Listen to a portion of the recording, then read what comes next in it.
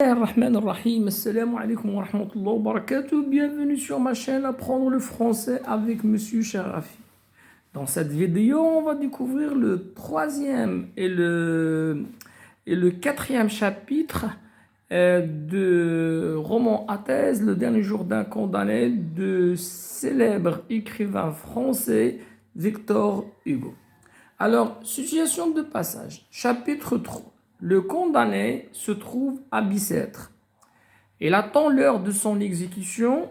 C'est pendant la nuit qu'il est en train d'écrire. Et il va enchaîner l'écriture. Après avoir fait un retour en arrière sur le procès de sa condamnation au tribunal, au palais de justice, le narrateur enchaîne l'écriture et cette fois-ci, il semble accepter l'idée de sa mort. Condamné à mort. C'est la suite du chapitre 1. Eh bien, pourquoi non? Ça veut dire oui, condamné à mort. C'est une méthode. Les hommes, je me rappelle avoir lu dans je ne sais quel livre où il n'y avait que cela de bon. Les hommes sont tous condamnés à mort avec des durées, avec du sursis indéfini. Alors, le condamné semble accepter l'idée de sa condamnation à mort en se soulageant par, cette citation, les hommes sont tous condamnés à mort avec du sursis indéfini. Qu'y a-t-il donc de si changé à ma situation? Depuis l'heure où mon arrêt m'a été prononcé, c'est-à-dire depuis que j'étais condamné à mort, combien sont morts qui s'arrangeaient pour une longue vie?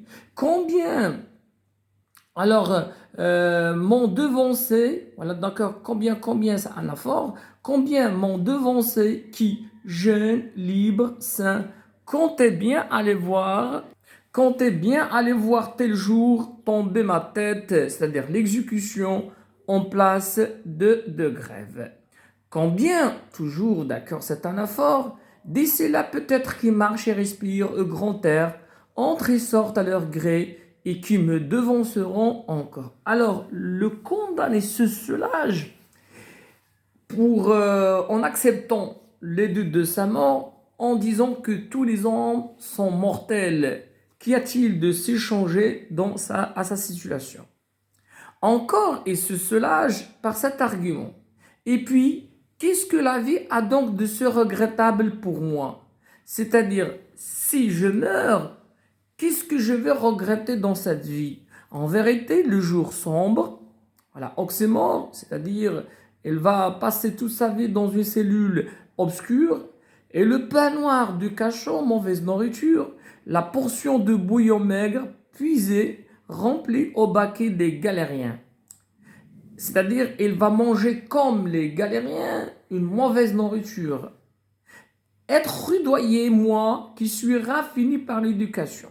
Si je reste en prison, si je reste en vie, je serai puni. Et il ne va pas accepter cela. Lui qui est, voilà, éduqué, cultivé.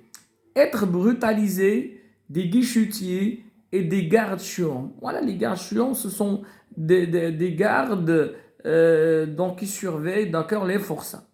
Ne pas voir un être humain qui me croit digne d'une parole et à qui je le rende sans cesse tressaillir et de ce que j'ai fait et de ce que m'on fera.